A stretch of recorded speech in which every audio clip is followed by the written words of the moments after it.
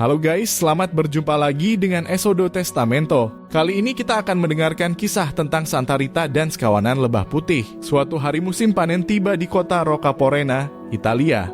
Semua orang pergi ke ladang untuk bekerja. Tak ketinggalan Pak Antonio Lotti dan istrinya. Mereka membawa serta bayi mereka yang cantik, Margherita namanya. Ibu amata bundanya meletakkan bayinya di buayan lalu menempatkannya di pinggir ladang. Dengan begitu mereka masih bisa mengawasinya selagi bekerja. "Tidur yang nyenyak ya anakku, Tuhan Yesus dan Bunda Maria menjagamu," bisik Bu Amata sambil membuat tanda salib di dahi bayinya. Bu Amata lalu menyusul suaminya bekerja di ladang. Bayi Rita dibiarkan tidur sendirian di buayan. Angin ladang yang sejuk menyebabkan bayi itu tidur nyenyak. Namun beberapa saat kemudian terdengar dengungan dari arah kejauhan. Ternyata itu sekelompok lebah. Tidak seperti lebah lain pada umumnya, lebah-lebah itu berwarna putih. Lebah-lebah putih ini mengerumuni buayan Rita. Orang tua Rita dan peladang lain semula tidak menyadari hal ini. Mereka baru menyadari ketika mendengar dengungan khas menandakan adanya lebah di sekitar tempat itu. Betapa terkejutnya orang tua Rita melihat lebah-lebah itu sudah mengerumuni buayan bayinya. "Aduh, bagaimana kalau bayiku disengat lebah?" Bu Amata menjerit dengan panik. Namun, di luar dugaan mereka, lebah-lebah itu tidak menyengat. Mereka bahkan meneteskan madu persis di mulut mungil Rita. Si bayi pun mencecap madu itu dan kembali tidur.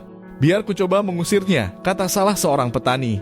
"Hati-hati," kata kawan-kawannya. Tangan petani ini kebetulan baru saja terkena sabit. Lukanya masih berdarah. Dengan tangannya yang terluka ini, si petani menghalau para lebah itu.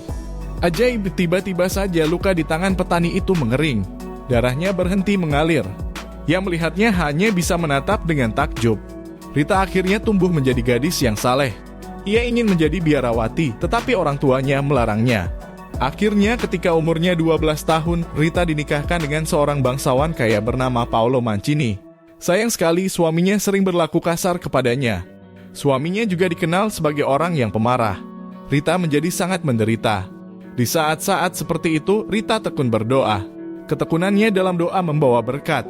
Suami Rita akhirnya sadar akan perilaku buruknya. Ia yang sebelumnya tidak beragama memutuskan untuk memeluk agama Kristen. Walaupun demikian, suami Rita akhirnya mati dibunuh dalam suatu perselisihan keluarga. Dalam situasi seperti itu, Rita berusaha agar anak-anaknya tidak membalas dendam. Pada masa itu di Italia dikenal istilah la vendetta, yaitu pembalasan dendam.